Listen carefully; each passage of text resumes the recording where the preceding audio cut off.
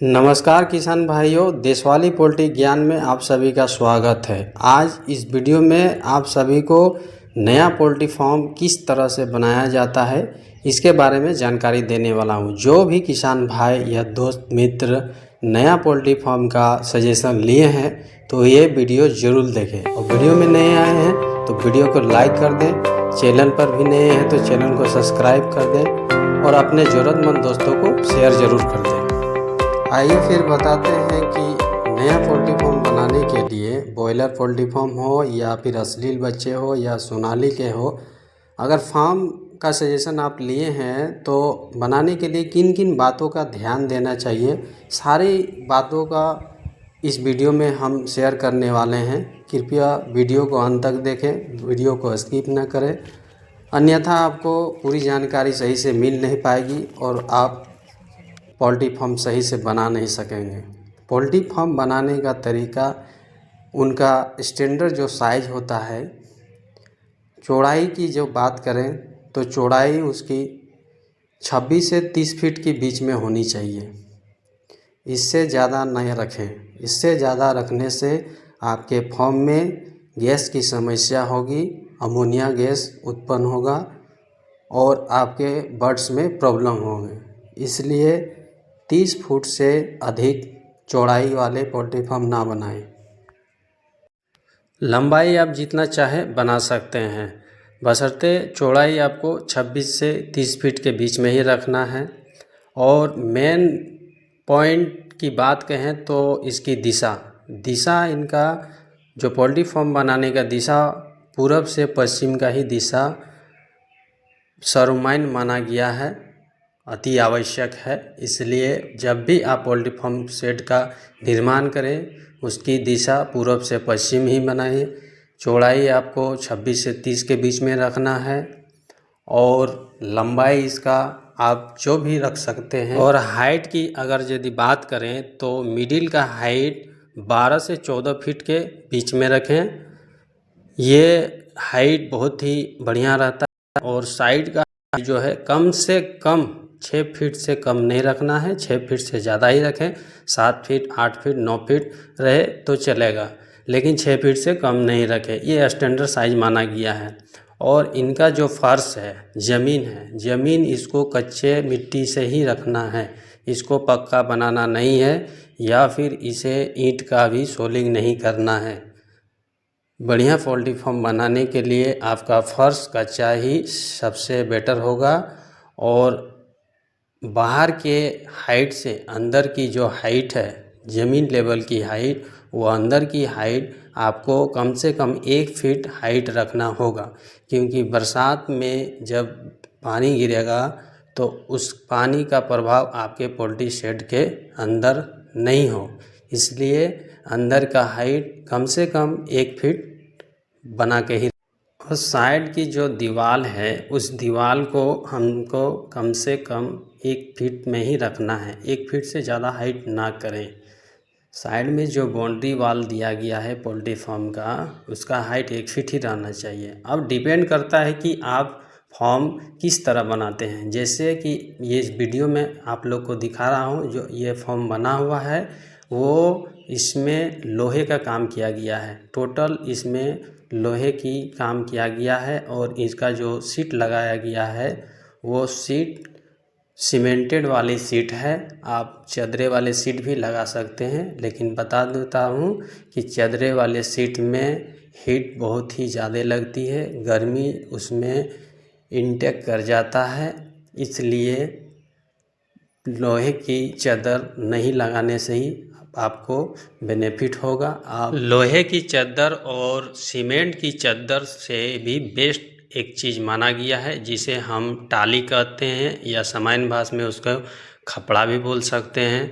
जो हमारे पुराने पूर्वजों जो अपने घर को बनाते थे जो टाली खपड़े से, उसका उपयोग करने से उसका टक्कर ये ना लोहे की चादर दे सकेगी, ना ही आपका ये सीमेंट वाली सीट। इसलिए अगर आपके पास अवेलेबल हो तो आप टाली या खपड़े का यूज करके आप पोल्ट्री शेड बनाएं, आपका 100% रिजल्ट होगा और कम बजट में भी आपका रेडी हो जाएगा। अब डिपेंड करता है कि बहुत किसान भाई का अपना ईंटा होता है, वो ईंट का फॉर्म बनाते हैं, तो आप ईंट का भी फॉर्म बना सकते हैं। तो ईंट का फॉर्म बनाने से उसमें वेंटिलेशन की दिक्कतें होती है, वो हवादार नहीं बन पाता है। इसलिए मैं सजेशन दूंगा कि आप जब भी पोल्ट्री शेड का निर्माण करें लोहे का खंभा से ही करें। अगर आपके पास बजट बढ़िया हो, अच्छा हो, तो आप सीमेंटेड वाले कॉलम का भी खड़ा कर सकते हैं और लोहे का ही इस्तेमाल करके आप पोल्ट्री शेड का निर्माण करें, वो काफ़ी मजबूत होता है। एक सामान्य भाषा में बोला जाए तो चीप एंड बेस्ट में आपका लोहे का शेड ही सबसे बढ़िया होता है। और आप लोहे का खंभा खड़ा करके आप ऊपर में बांस का भी उपयोग करके उसके ऊपर आप छत में प्रिंटेड शीट हो, आप दोनों का इस्तेमाल करके भी बना सकते हैं। लेकिन मेरे इस वीडियो बनाने का मकसद यही है कि आप बांस का उपयोग ना के बराबर ही करें। अगर आपके घर में बांस की उपलब्धि हो तो आप बांस के भी बना सकते हैं, लेकिन उसका जो लॉन्ग लाइफ नहीं रहता है। लोहे की जो शेड बनाया जाता है उसका लॉन्ग लाइफ रहता है, इसलिए महंगा एक बार, सस्ता बार बार, ये चीज़ का आप ज़रूर ध्यान दें। और अपने फॉर्म जब भी बनाएं तो मजबूती में ही बनाएं, क्योंकि मजबूती बनाने से आपका लाइफ टाइम ज़्यादा रहेगा, आप उसमें इनकम ज़्यादा रखेंगे। अगर आपका शेड ही कमज़ोर रहेगा तो उसमें आपको बार बार परेशानी आएगी और आप उसमें कमाने की बात छोड़िए, आपका शेड भी गिर सकता है।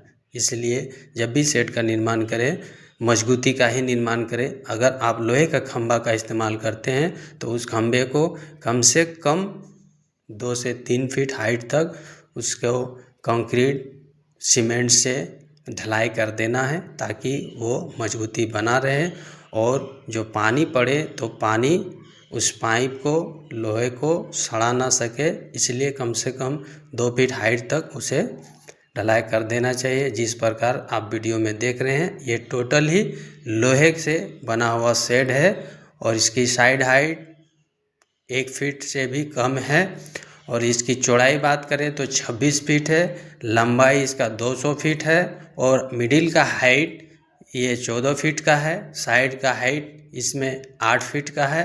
तो ये स्टैंडर्ड साइज का है। आप इस तरह से बनाएं। और बात बताना मैं भूल गया था, जो आप खंभे की गड्ढा आप करें तो वह कम से कम 2 बाय 2 का होना चाहिए। 2 फीट गहराई, 2 फीट चौड़ाई और 2 फीट लंबाई। आप स्क्वायर में उसका गड्ढा खोदें और जो भी आपको इस्तेमाल करना है, पाइप का इस्तेमाल करना है तो पाइप का करें, या फिर सीमेंटेड का भी इस्तेमाल करके आप कॉलम खड़ा करके भी बना सकते हैं, अगर आपकी बजट अच्छी हो तो। अन्यथा आप लोहे का इस्तेमाल करके आप पोल्ट्री शेड का निर्माण करें। ऊपर में आप जो छत का निर्माण करेंगे उसमें आप सीमेंटेड वाली सीट का ही इस्तेमाल करें। तो इस वीडियो में मैंने सारी बातों की जानकारी शेयर कर चुका हूं। फिर से दोहराना चाहता हूं कि इसका दिशा पूरब से पश्चिम का होना चाहिए, इसकी चौड़ाई 26 से 30 फीट के बीच में होना चाहिए, इसकी मिडिल की हाइट 12 से 14 फीट के बीच में होना चाहिए, साइड का हाइट कम से कम 6 फीट से ज़्यादा होना चाहिए, 7 फीट, 8 फीट, 9 फीट तक चलेगा। तो इस सारी बातों को आप ध्यान देके आप एक बढ़िया पोल्ट्री शेड का निर्माण कर सकते हैं। अगर फिर भी आपको किसी प्रकार की दिक्कतें हो तो आप हमें कांटेक्ट कर सकते हैं। मैं अपना कांटेक्ट नंबर डिस्क्रिप्शन में दे दूंगा और आप हमें कमेंट भी कर सकते हैं कि ये वीडियो आपको कैसी लगी हो। अगर वीडियो अच्छी लगी हो तो वीडियो को लाइक कर दें, चैनल में नए हैं तो चैनल को सब्सक्राइब कर दें और अपने ज़रूरतमंद दोस्तों को भी शेयर ज़रूर कर दें। तब तक के लिए जय हिंद, जय भारत, वंदे मातरम। मिलते हैं अगले वीडियो में एक नए टॉपिक के साथ।